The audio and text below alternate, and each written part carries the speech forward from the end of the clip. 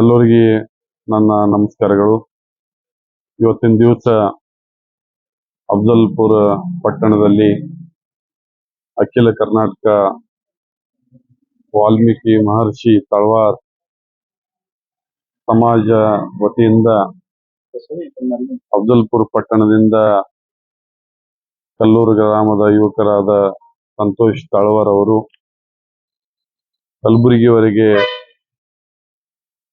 ಮಾನ್ಯ ಅಫಜಲ್ಪುರ ಶಾಸಕರಾದ M Y Patil ಅವರ ನಿವಾಸದವರೆಗೆ ದೀರ್ಘದಂಡ ನಮಸ್ಕಾರನ್ನ ಹಾಕುತ್ತಾ ಪ್ರತಿಭಟನೆ ಕೈಗೊಂಡು ಸುಮಾರು 1 ಕಿಲೋಮೀಟರ್ ವರೆಗೆ ಅವರು ಅಫಜಲ್ಪುರ ಅಂಬೇಡ್ಕರ್ ವೃತ್ತದಿಂದ ಸುಮಾರು 1 ಕಿಲೋಮೀಟರ್ ಮೇಲ್ಪಟ್ಟು ದೀರ್ಘದಂಡ ನಮಸ್ಕಾರ ಹಾಕುವಂತ ಬರುವಾಗ ನಾವು ಗಮನಿಸಿ ಅನೇಕ ಮುಖಂಡರು ಹಿರಿಯರು ಮಾನ್ಯ ಪೂಜ್ಯ ನಮ್ಮ ತಂದೆಯವರು ಕೂಡ ಆ ಹುಡುಗಗ ಮತ್ತು ಎಲ್ಲ ಸಮಾಜದ ಬಾಂಧವರಿಗೆ ಹೋಗಿ ಮನವರಿಕೆ ಮಾಡು. ನಾನು ಅನೇಕ ಬಾರಿ ವಿಧಾನಸಭೆಯಲ್ಲಿ ಸೆಷನ್ ಇರುವಾಗ ನಾನು ಪ್ರಸ್ತಾಪಿಸಿದ್ದೀನಿ. ಎಲ್ಲರೂ ST ಸರ್ಟಿಫಿಕೇಟ್ ಕೊಡುವ ಸಲುವಾಗಿ ನಾವೆಲ್ಲರೂ ಅವ್ರ ಪರವಾಗಿ ಇದ್ದೀವಿ ಅಂತ ಹೇಳಿ ಎಲ್ಲ ಯುವಕರಿಗೆ ಹಾಗೂ ಸಮಾಜ ಬಾಂಧವರಿಗೆ ತಿಳಿಸಿ ಅವರ ಮನವೊಲಿಸಿ ಆದಷ್ಟು ಈ ಒಂದು ಹೋರಾಟವನ್ನ ತಾತ್ಕಾಲಿಕವಾಗಿ ಕೈ ಬಿಡಲು ಮನವೊಲಿಸಲು ಹೋಗಿ ಬಾ ಅಂತ ಹೇಳಿದಾಗ ನಾನು ತಕ್ಷಣ ಇಲ್ಲಿ ಸುಮಾರು ಮುಂಜಾನೆ 11:30 12 ಗಂಟೆಗೆ ನಾನು ಇಲ್ಲಿ ಬಂದು ಸಮಾಜ ಎಲ್ಲ ಬಾಂಧವರ ಜೊತೆ ನಮ್ಮ ಜೊತೆ ಈಗಾಗಲೇ ಪ್ರಕಾಶ್ ಜಮಾದವ್ರು ಆಗಿರ್ಬೋದು, ಲಕ್ಷಪ್ಪ ಜಮಾದವ್ರು ಆಗಿರ್ಬೋದು, ಅನೇಕ ಎಲ್ಲ ಮುಖಂಡರು ಎಲ್ಲರೂ ನಮ್ಮವರು ಇದ್ದಾರೆ. ನಮ್ಮ ಚಂದ್ರು ವಕೀಲ್ ಚಿನ್ಗೇರು ಇದ್ದಾರೆ, ನಮ್ಮ ಸೋದರಿ ಇದ್ದಾರೆ, ಎಲ್ಲೋ ನಮ್ಮ ಚಂದ್ರಕಾಂತ್ ಅವರು ಬಸ್ನಾಳ್ ಅವರು ಇದ್ದಾರೆ, ನಮ್ಮ ಈರಣ್ಣ ಹೊಸಮನಿ ಅವರು ಇದ್ದಾರೆ, ನಮ್ಮ ಸಿದ್ದು ಶಿವಣಿಗೆ ಅವರು ಇದ್ದಾರೆ. ಎಲ್ಲರೂ ಕಳ್ಕಳಿ ಇದೇನು ವೈಯಕ್ತಿಕ ನಾವು ಅವ್ರ ಶಾಸಕರ ಮೇಲೆ ನಮ್ದು ಯಾವುದೇ ದೂರ ಇಲ್ಲ. ಅದು ನಮಗೆ ನ್ಯಾಯ ಸಿಗುವ ಸಲುವಾಗಿ ನಾವು ಅಫಜಲ್ಪುರ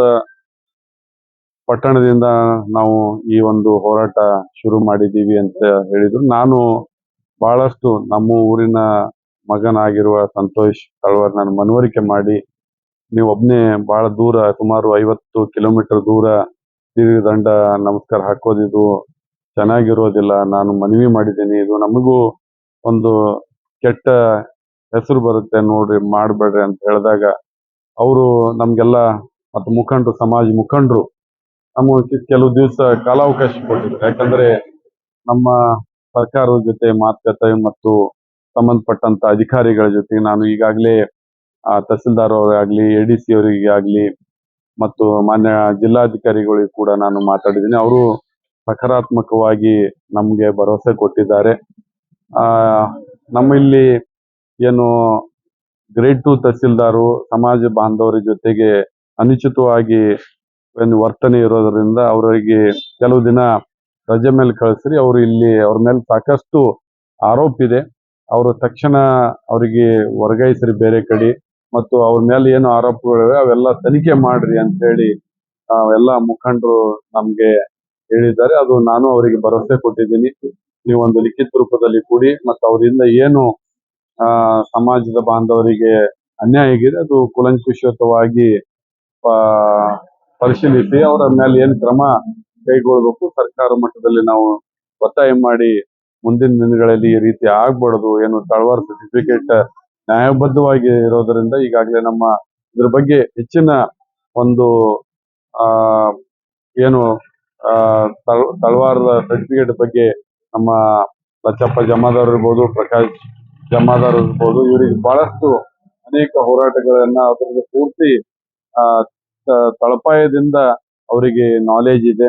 ಮುಂದಿನ ದಿನಗಳಲ್ಲಿ ಇವರೆಗೆ ನಾನು ನಾಳೆ ಎಲ್ಲ ಇವತ್ತ ಹೋರಾಟ ಸಮಿತಿಯವರ ಕರೆಗಿಸ್ಕೊಂಡು ನಾಳೆ DC ಅವರ ಬಳಿ ಭೇಟಿ ಮಾಡಿ ಮುಂದಿನ ಒಂದು ಈ ಸರ್ಟಿಫಿಕೇಟ್ ಸಿಗುವ ಸಲುವಾಗಿ ನ್ಯಾಯಬದ್ಧವಾಗಿ ಅವರನ್ನ ಕೇಳಿ ಮತ್ತು ಮಾನ್ಯ ಆದಷ್ಟು ಶೀಘ್ರವಾಗಿ ಮಾನ್ಯ ಮುಖ್ಯಮಂತ್ರಿಗಳಲ್ಲೂ ಕೂಡ ಒಂದು ನಿಯೋಗ ಹೋಗಿ ನಮ್ಮ ಜಿಲ್ಲಾ ಉಸ್ತುವಾರಿ ಮಂತ್ರಿಗಳಾದ ಮಾನ್ಯ ಪ್ರಿಯಾಂಕ್ ಖರ್ಗೆಜಿ ಅವರ ಬಳಿ ಕೂಡ ನಾವು ಒಂದು ನಿಯೋಗ ಹೋಗಿ ಒಂದು ಈ ತಳವಾರ್ ಸರ್ಟಿಫಿಕೇಟ್ ಏನು ಯಾಕೆ ನಿಂತಿದೆ ನಮ್ಮ ಅಫ್ಜಲ್ಪುರದಲ್ಲಿ ಮತ್ತು ಅನೇಕ ಸಮಾಜದ ಮುಖಂಡರಿದ್ದಾರೆ ನಮ್ಮ ಕಲಬುರಗಿಯಲ್ಲಿ. ಅವರನ್ನು ಒಗ್ಗೂಡಿಸಿ ಶೀಘ್ರವಾಗಿ ಬೆಂಗಳೂರಿಗೆ ನಾನು ಕರ್ಕೊಂಡು ಹೋಗ್ತೀನಿ ಅಂತ ಹೇಳಿ ಮನವಿ ಮಾಡಿದಾಗ ಅವರು ಸಕಾರಾತ್ಮಕವಾಗಿ ಇವತ್ತಿನ ದಿವಸ ತಾತ್ಕಾಲಿಕವಾಗಿ ಈ ಒಂದು ದೀರ್ಘದಂಡ ನಮಸ್ಕಾರವನ್ನ ನಿಲ್ಲಿಸಿದ್ದಾರೆ. ನಾನು ಬಹಳ ಸಂತೋಷದಿಂದ ಅವರನ್ನ ನಾನು ಆ ಕೃತಜ್ಞತೆ ಸಲ್ಲಿಸ್ತೀನಿ. ಯಾಕಂದ್ರೆ ರೋಡ್ ಮೇಲೆ ಹೋಗೋದು ರಿಸ್ಕ್ ಕೂಡ ಅದು ಒಳ್ಳೇದಲ್ಲ ಅಂತ ಹೇಳಿ ಅವ್ರಿಗೆ ಮನವಿ ಮಾಡಿದಾಗ ಅವರು ಒಪ್ಕೊಂಡು ಇವತ್ತಿನ ದಿವಸ ಕೈ ಬಿಟ್ಟಿದ್ದಾರೆ. ನಾಳೆ ನಾವು ಇಷ್ಟಕ್ಕೆ ಇವತ್ತು ನಿಂತು ಬಿಟ್ರು ಅಂತ ಹೇಳಿ ನಾನು ಯಾವುದು ಆ ಭಾವನೆಯಲ್ಲಿ ಇರೋದಿಲ್ಲ. ಮತ್ತೆ ಆ ನಾಳೆನೆ ಕೂಡ ಬೆಳಿಗ್ಗೆನೆ ಮಾನ್ಯ ಡಿ ಸಿ ಅವರಲ್ಲಿ